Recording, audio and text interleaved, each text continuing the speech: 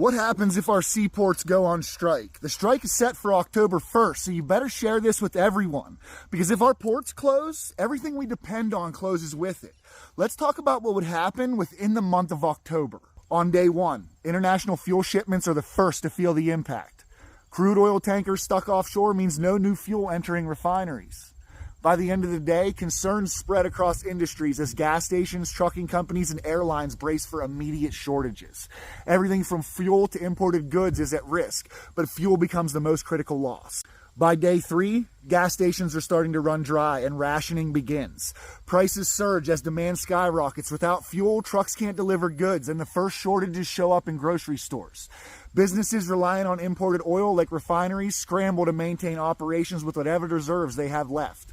The ripple effect starts to hit home. No fuel means no transportation, and without transportation, the flow of goods stop. Day 7, the energy crisis takes hold.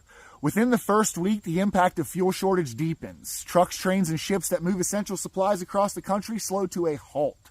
Agriculture and manufacturing are crippled, unable to operate without fuel for machinery and transportation. Airlines begin canceling flights, and public transportation services are cut. Gas prices hit all-time highs as panic buying intensifies. By week 2, the power grid struggles and collapse looms. Power plants that rely on imported fuel start to struggle and blackouts spread as they ration what's left.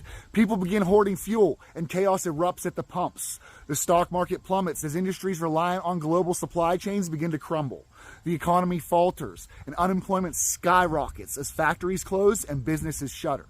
By week 4, total breakdown of society. By the end of the month, the energy crisis and fuel shortages bring society to its knees.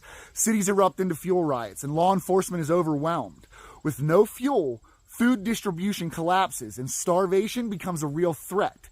Communities are left to fend for themselves as fuel reserves dry up completely, leaving transportation, emergency services, and the economy in ruins. Without ports, crude oil can't get in. Without crude oil, fuel can't be made. Without fuel, everything grinds to a halt.